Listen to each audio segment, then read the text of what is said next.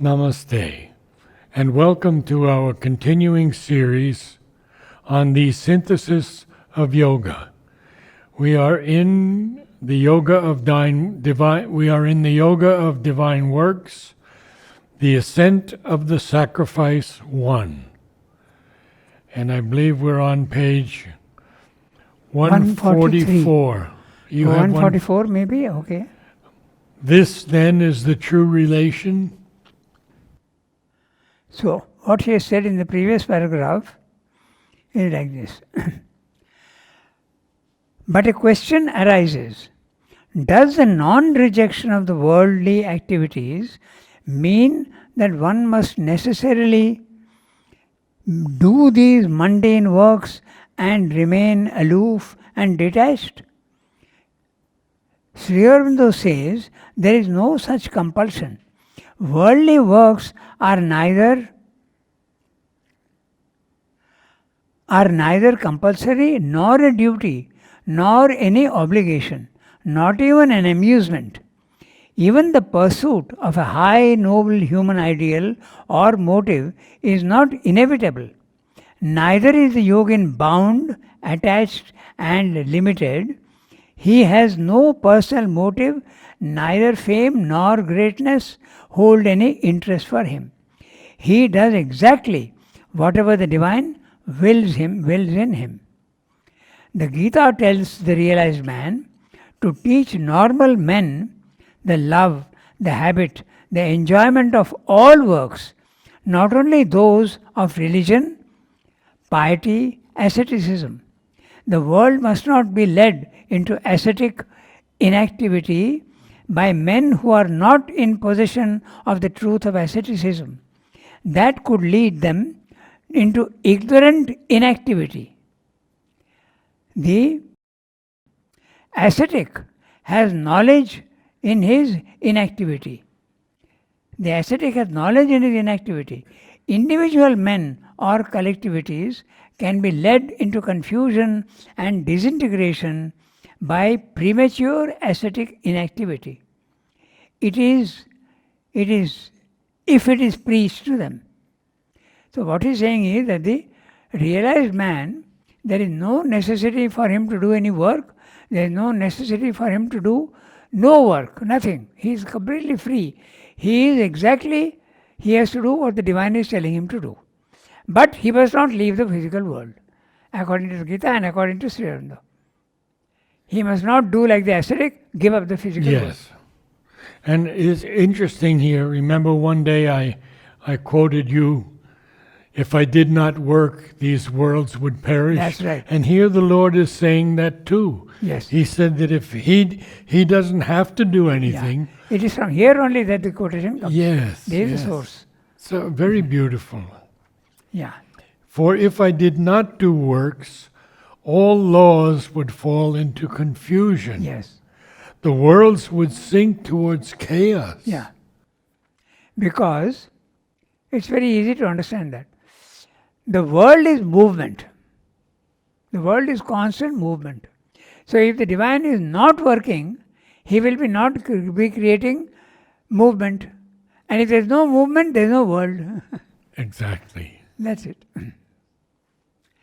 So with this background, we then start reading the next one. Good.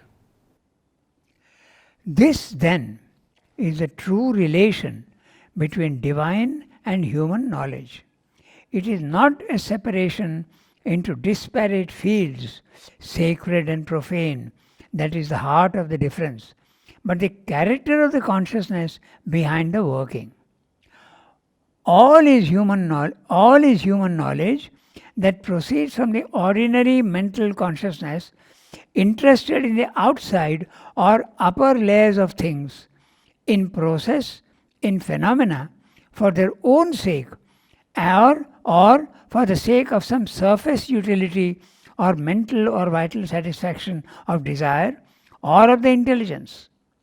But the same activity of knowledge can become part of the yoga if it proceeds from the spiritual or spiritualizing consciousness which seeks and finds in all that it surveys or penetrates the presence of the timeless eternal and the ways of manifestation of the eternal in time.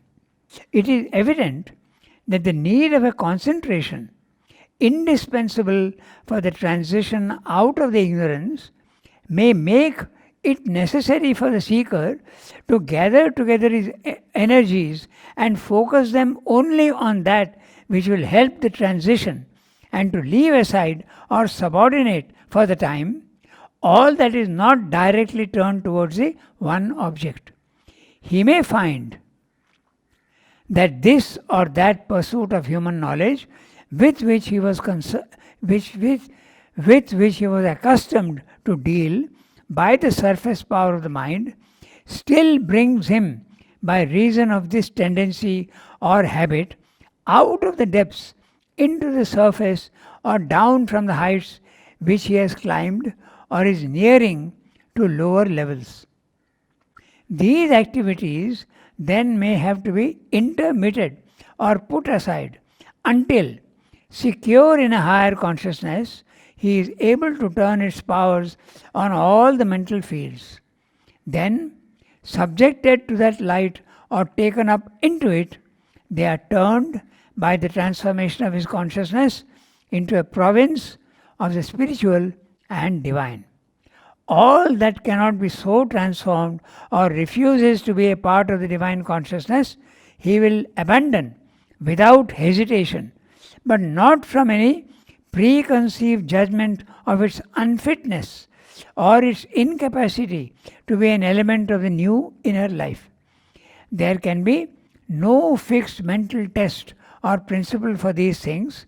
He will therefore follow no unalterable rule, but accept or repel any activity of the mind according to his feeling, insight, or experience, until the greater power and light are there to turn their unerring scrutiny on all that is below and choose or reject their material out of what the human evolution has prepared for the divine labor. A big para, but what he's basically saying is that we'll go through each sentence. This then is the true relation between divine and human knowledge. So, he's saying, remember, he says that every work in the physical world can be made part of the spiritual life. There's no need to make a distinction between worldly works and spiritual life. There's no need. But it depends entirely on the attitude with which you are doing it. Yes, not wanting the fruits of action. Yeah, that's right. That should be the attitude. But now he is speaking about, is there any work in the physical world which we need to reject? Because it's a very great obstacle to my spiritual life. So he will tell you that if you so find it, you can temporarily suspend that activity. Okay? And then later on, when your consciousness has gone higher up, then you can take it up again. You can or you need not. It depends on you. In Sri Aurobindo's case, for instance, he was doing revolutionary work. Okay? Then he was told to go and do some other work altogether. So he was removed from his old work and he was given new work. Can you speak a little bit about the record of yoga, which I have not read? Because he said he was more persistent than a scientist in his experiments. That's in a letter to Dilip Kumar Roy. Yes. Yeah. So in the record of yoga... Well, it's 1,000 pages. 1,000 pages. 2 volumes and 1,000 pages. So there, he is keeping a record of what consciousness he has got, okay, and whether what experiment he is doing. And sometimes he says that in one place he says that all that I had assumed was true, I now realize that it is wrong. So I have to start again from scratch. So this is what he was doing, constantly examining, finding, like a pioneer, seeing what to do, what not to do, and by experience he can guide others now. But even he got led along a line which he had to give up entirely and start again on another line. So it's a record of whatever he had. And he has used very um, um, hieroglyphic signs. T1, T2, T3, for instance. Okay, that is, he is seeing whether the levitational power is coming to him. And that can take 4 or 5 types of. The first is there will be no fatigue. He used to stretch out his hand like that for 1 hour and see whether it's getting tired or not. Okay? Then he would note down. Then, for instance, he would note down also his Trikala Drishti. He is being able to see the future. So he would make a note. For instance, he would say, Nolini has gone for football at 5:20. My vision is telling me that he will come back exactly at 6:32. 6:32. I'm giving an example. Yeah, yeah. Okay? Then when he comes back, he checks and he says he didn't come back at 6:32, but he came back at 6:33. Now, why is the difference? Is it because of my clock? Or is it because I did not see correctly? Or is the watch working perfectly? Looking at each instance. And then deciding that he has still to perfect his vision of Trikara Drishti. Things like that. Then he got the power of Aishwaryam, Lordness, Samrat. Not only Swarat but Samrat. Power over things in the physical world. He started experimenting. Okay? He would experiment first with very small things. With crows. Okay? He would see a crow sitting on the parapet of a wall somewhere far away, and he would will it to go and sit on a tree at a particular spot. And then he would watch whether it's working or not. Then he would note down. Okay? Then in one case he says, it didn't fly to the spot I had indicated. It flew somewhere else, but ultimately it went there. In other words, the power is not working fully. So all this type of, that's why scientific, very very detailed observation of things. Thank you. It's 1,000 pages. Yeah. What he has been able to achieve, what he has not been able to, okay, his visions, what he is seeing, everything is going on noting. I heard that the book was not supposed to have been printed. Oh, there is some controversy about that. Actually, there may be even 2 manuscripts. One was a record of yoga, and we had heard long time back that he had put on top, private, not to be seen by anybody. But when I asked the archives, then why did you publish it? I asked Jayantilal. So he told me there was no such notice on the thing. Okay? There was no such thing. Then the other thing was that he said that Sriramadas passed away in 1950. Okay? Now what he has been able to do, should the world not know what he has done? How can we keep it unrevealed forever? There is logic in that. So not only that, while Sriramadas is living, nobody should see it. That makes a lot of sense. But if it is true that there was no note on that saying that nobody should see it, then it's okay. That's what they claim. But I know that there is another document which even now is not published.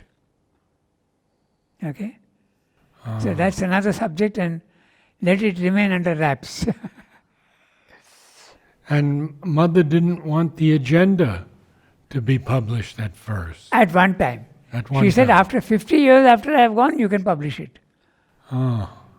Because the world is not ready for it yet. That's what she said. Okay.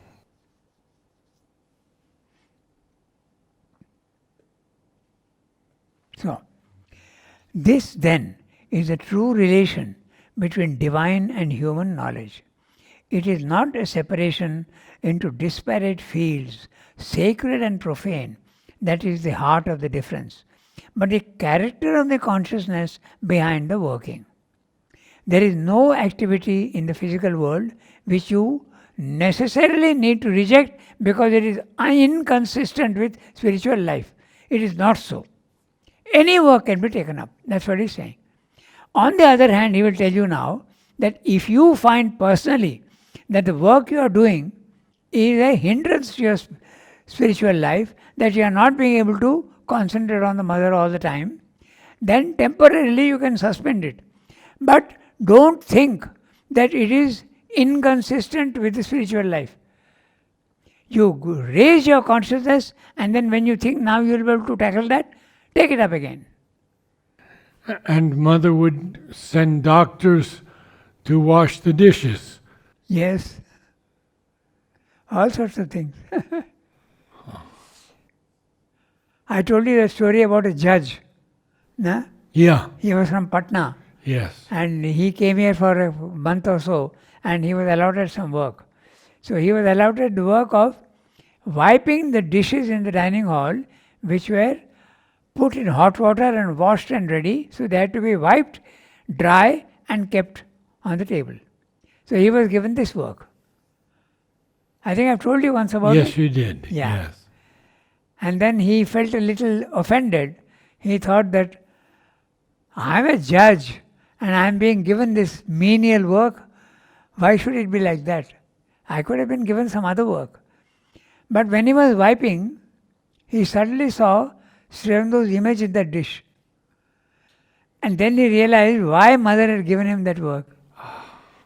There is no work which is superior or inferior in spiritual life. And Huta's story about the dishes and the spoons, remember that one? No. Well, she was doing spoons, washing spoons, and she wanted to do dishes. And so she asked this man, would you do the spoons? He said, I don't have a good relation with spoons. I have to do the dishes. And he didn't give it to her. I don't remember the story. There is a famous case of, in the medieval ages in France, okay, it's a small book. It's a very fine book. The Practice of the Presence of God. It's a very small book.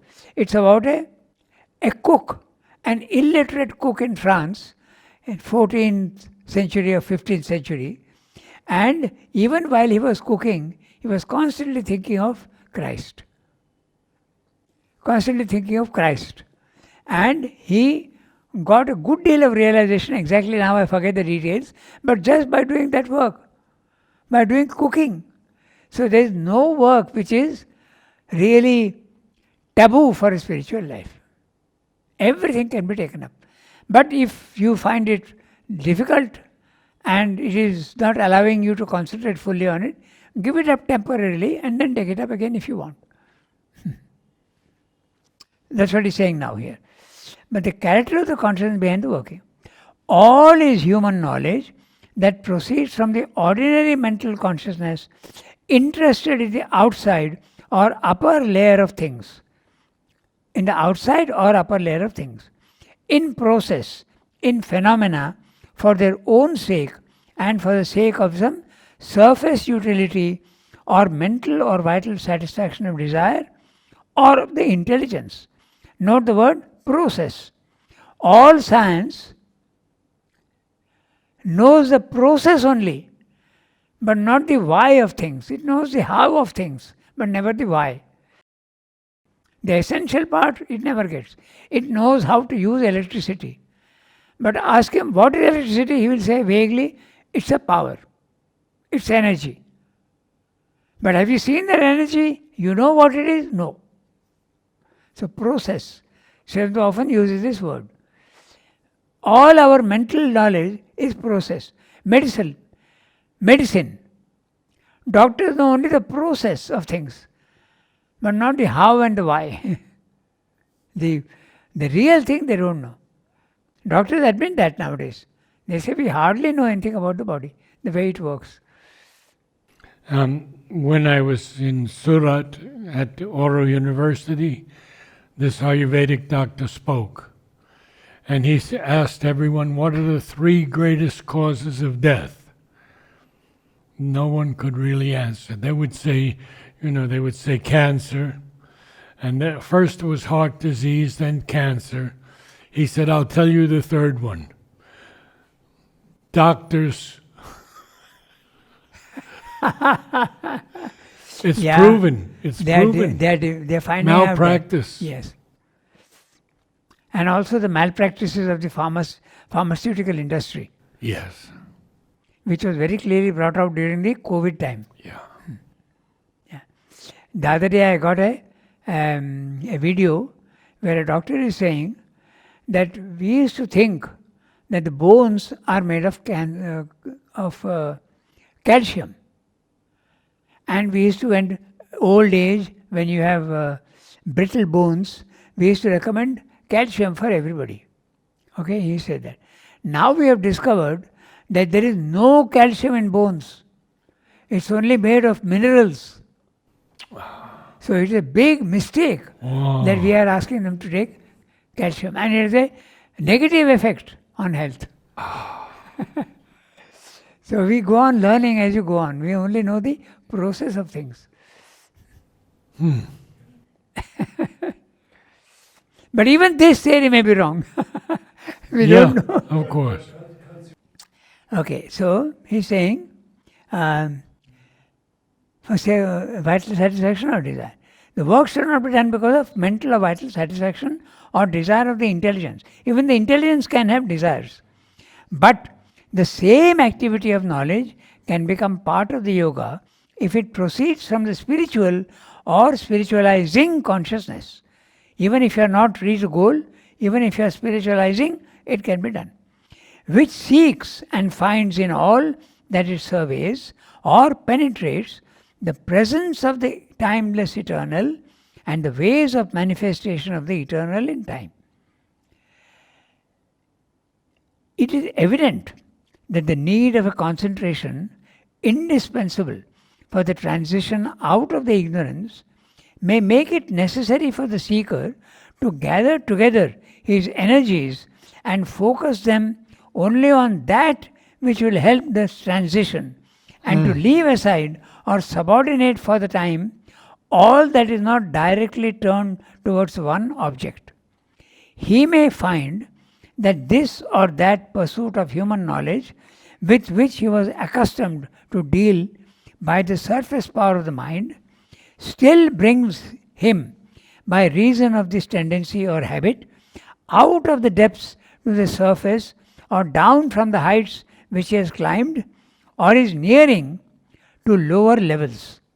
So if he finds that this activity that he is engaged in is lowering him, give it up for the time being. He's saying that's possible, but not permanently. No giving up of physical work permanently.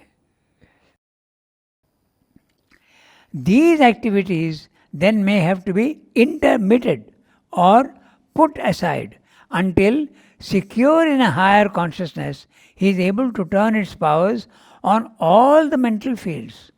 Then, subjected to that light or taken up into it, they are turned by the transformation of his consciousness into a province of the spiritual and divine.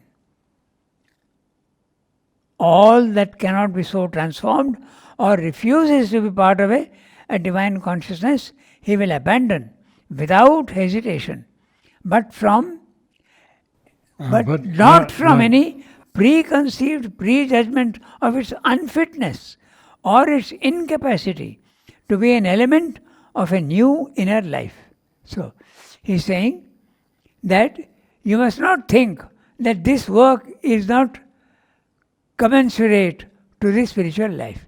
You should not give it up in that way. But you yourself are not able to do that work and still retain the divine consciousness, so temporarily you can give it up. Not out of any unfitness of the work, but because of your unfitness. That's what he's saying.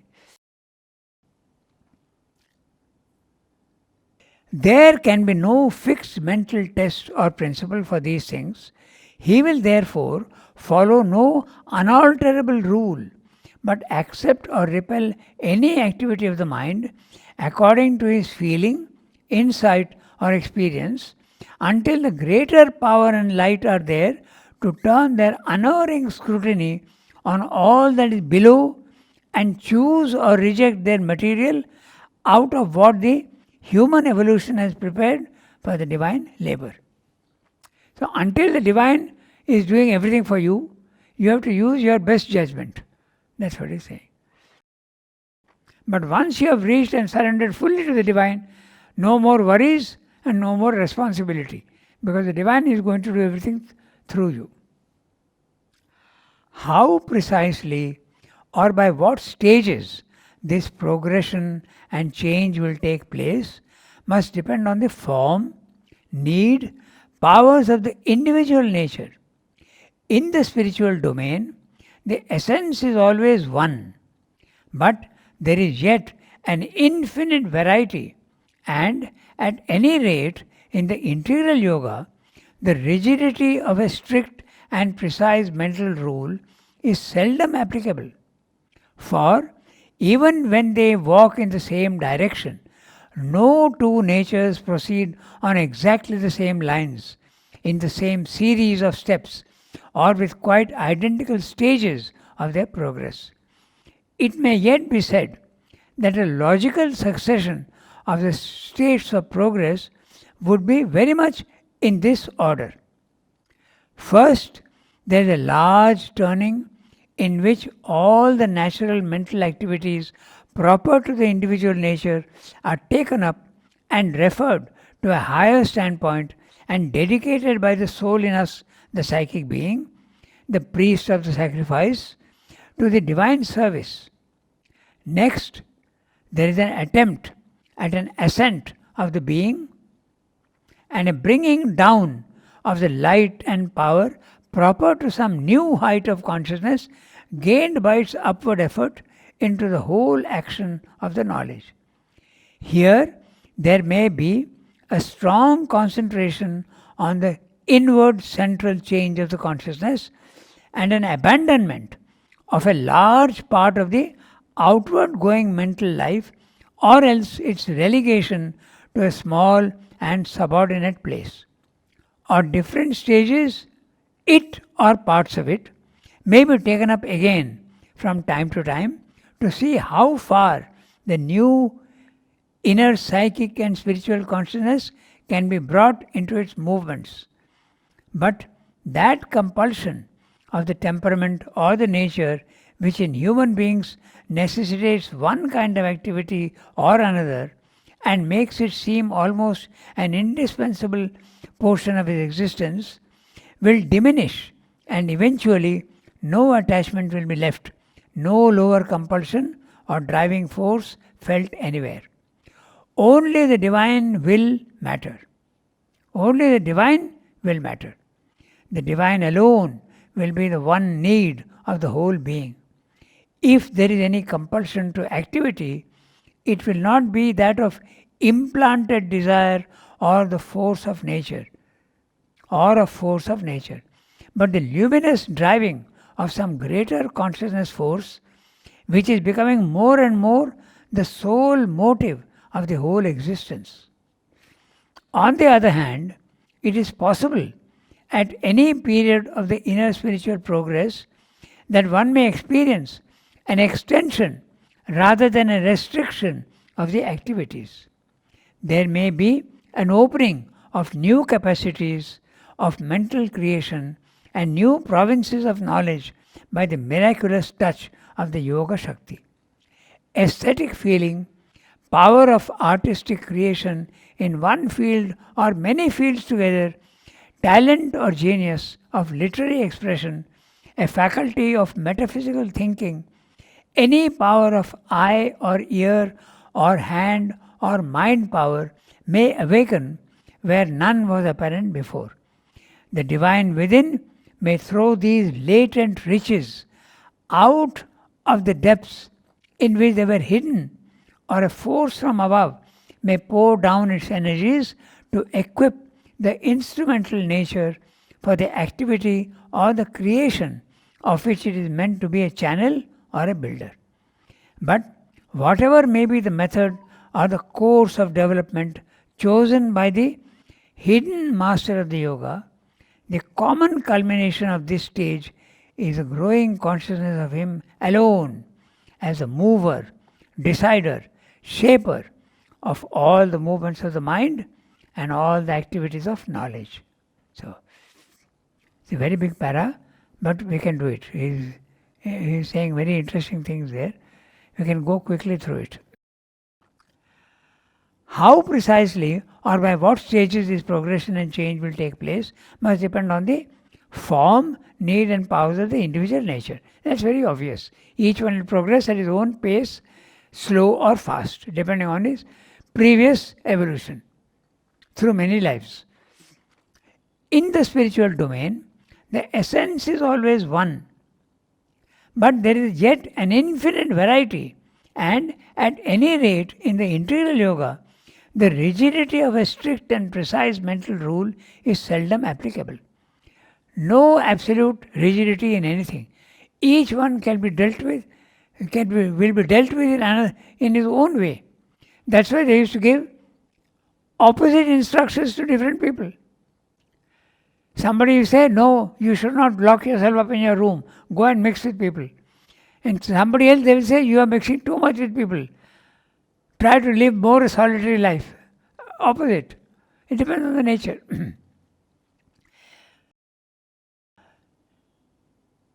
For even when they walk in the same direction, no two natures proceed on exactly the same lines, in the same series of steps, or with quite identical stages of their progress.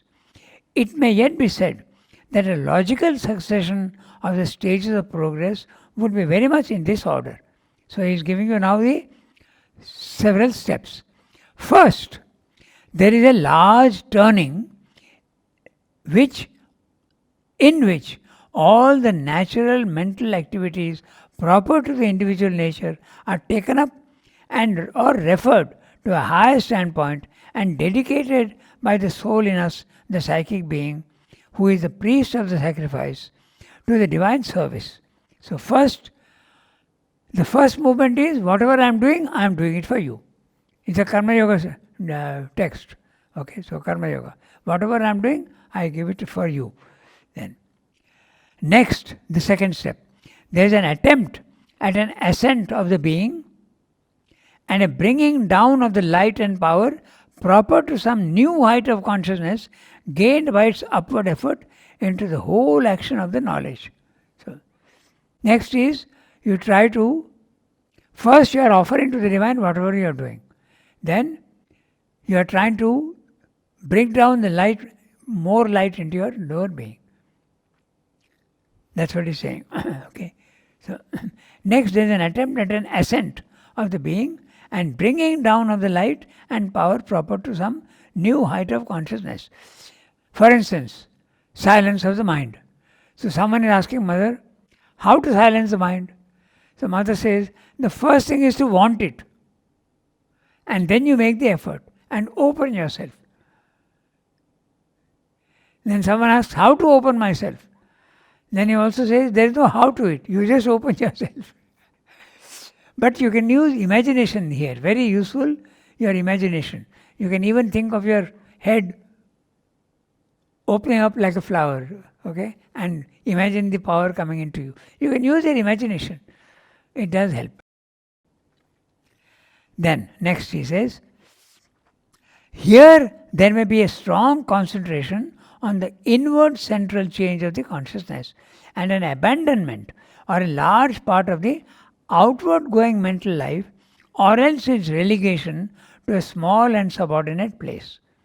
He is talking particularly of the application of the principle of sacrifice in Karma Yoga to mental works.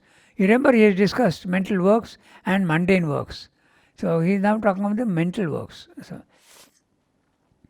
at different stages, it or parts of it may be taken up again from time to time to see how far the new inner psychic and spiritual consciousness can be brought into its movements. Now, this is very interesting. This is exactly what he did for Savitri. He used Savitri as a means of ascension. So he wrote the first canto, the opening canto, book 1, canto 1. He rewrote 50 times, 50. All those are there in the archives. So, to see whether I have now gone to a new consciousness, will that new consciousness produce something better in the world, or will it be the same? I want to see. So this is another experiment that he was doing. That's what he's saying. The old work that I was doing, with a new consciousness, will it change its character? That's what he wants to see. Okay? But that compulsion of the temperament or the nature, which in human beings necessitates one kind of activity or another and makes it seem almost an indispensable portion of the existence, will diminish, and eventually no attachment will be left, no lower compulsion or driving force felt anywhere. If you are asked to give up the work, you will give up the work. Only the divine will matter. The divine alone will be the one need of the whole being. If there is any compulsion to activity, it will not be that of implanted desire or force of nature. No desire, neither am I being compelled by anybody. But the luminous driving of some greater consciousness force, which is becoming more and more the sole motive power of the whole existence. There comes a time when you feel that there is a guidance and you are being taken along particular lines of work. You feel that you are being guided. That's what he's saying. So, more and more. On the other hand, it is possible at any period of the inner spiritual progress that one may experience an extension rather than a restriction of the activities. I'll read more and then give you an example. There may be an opening of new capacities of mental creation and new provinces of knowledge by the miraculous touch of the Yoga Shakti. Aesthetic feeling, power of artistic creation in one field or many fields together, talent or genius of literary expression, a faculty of metaphysical thinking, any power of eye or ear or hand or mind power may awaken where none was apparent before. So, two examples I'll give you. One is Srimada's own case.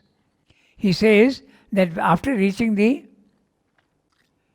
self in prison, he suddenly began to understand the principles of the graphic arts, painting, sculpture and all, line, composition, mass, color. He could understand everything. Suddenly it opened out. He never knew before what to do or what not to do. Mother gives another interesting example. She says that a person was very ordinary and very dull, okay? But there was a sudden psychic awakening, a small child, not an adult, full adult. And she started writing beautiful things. After some time, the psychic experience diminished and she lost that power to do what she was doing at that level. So these are two examples of what he's saying. Your activities may increase instead of decreasing.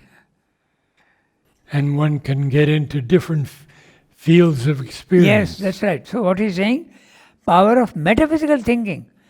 There are cases where when people go to a higher level of consciousness, philosophical thinking becomes natural for them. Did Medananda have this? Medananda claims that he could go into the Satchidananda consciousness whenever he wanted. He claims that. But we don't know. How to know? Only Mother would be able to confirm. Yes. Okay. Then he is saying, metaphysical thinking, any power of eye or ear or hand or mind power. So power of eye,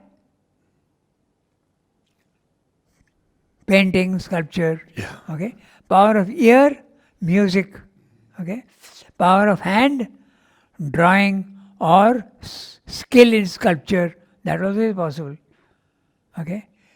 Or mind power may awaken where none was apparent before.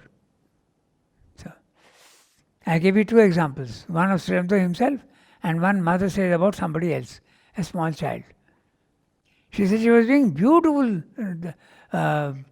things she was writing. But when the experience went away, again she lost that power. The psychic, when it comes forward the first time, doesn't remain forever. It gives you a glimpse of this is what you are capable of and then goes back. Because the nature is imperfect. So you have to perfect the nature, then the psychic can again permanently come in front. Otherwise, no. Okay, so the divine within may throw these latent riches out from the depths in which they were hidden, or a force from above may pour down its energies to equip the instrumental nature for the activity or the creation of which it is meant to be a channel or a builder.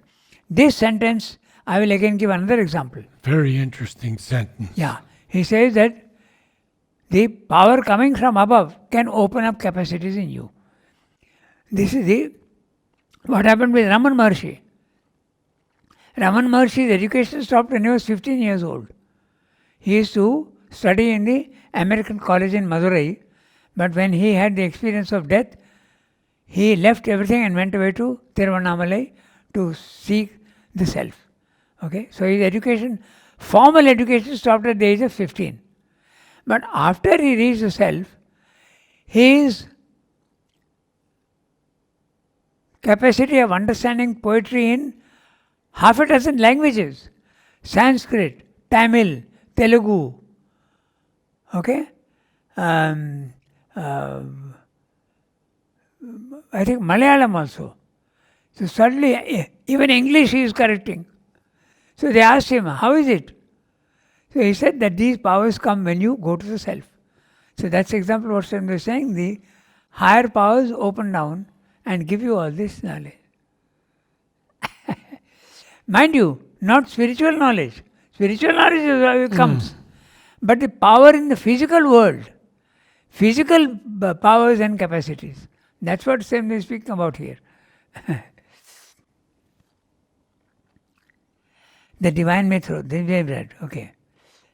But whatever may be the method or the course of development chosen by the hidden master of the yoga, the common culmination of this stage is a growing consciousness of him alone as the mover, decider, shaper of all the movements of the mind and all the activities of knowledge.